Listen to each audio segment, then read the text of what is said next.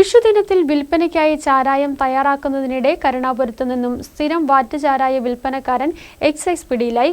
കരുണാപുരം എടത്വാമെട്ട് പെരുമാപ്പറമ്പിൽ ഹരികുമാറാണ് പിടിയിലായത്.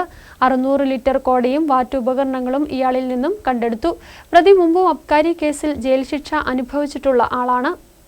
കഴിഞ്ഞ രാത്രിയിലാണ് പ്രതി പിടിയിലാകുന്നത്. മേഖലയിലെ സ്ഥിരം വാറ്റുകാരനായ ഹരികുമാർ വിഷുദിനത്തിൽ ചാരായം വിൽക്കുന്നതിനായി തയ്യാറാക്കുന്നതിനിടയിലാണ് എക്സൈസ് പിടിയിലായത്. ഇലക്ഷൻ സ്പെഷ്യൽ ഡ്രൈവിന്റെ ഭാഗമായി കരുണാപുരം ഭാഗത്ത് ഉടുമ്പൻചോല എക്സൈസ് റേഞ്ച് സംഘം റെയ്ഡ് നടത്തുന്നതിനിടയിൽ ലഭിച്ച രഹസ്യ വിവരത്തെ തുടർന്നാണ് ഹരികുമാറിന്റെ പുരയിടത്തിൽ പരിശോധന നടത്തിയത്. പരിശോധനയിൽ 200 ലിറ്ററിന്റെ 3 ബാരലുകളിലായി കോട തയ്യാറാക്കി പറമ്പിലുള്ള തെങ്ങിൻ ചുവട്ടിൽ ഒളിപ്പിച്ച് ചപ്പുകളിട്ട് മൂടിയ നിലയിലാണ് കോട കണ്ടെത്തിയത്.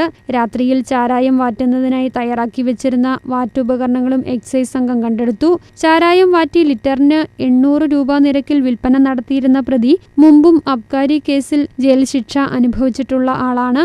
അസിസ്റ്റന്റ് എക്സൈസ് ഇൻസ്പെക്ടർ EH യൂനസിന്റെ നേതൃത്വത്തിൽ നടത്തിയ റെയ്ഡിൽ ഉദ്യോഗസ്ഥരായ Sasheendran NV, Shanej, Naushad M, Joshi VJ, Baiju Somaraj, Soni Thomas എന്നിവർ പങ്കെടുത്തു. പ്രതിയെ കോടതിയിൽ ഹാജരാക്കി റിമാൻഡ് ചെയ്തു. ന്യൂസ് ബ്യൂറോ, രാജകുമാരി.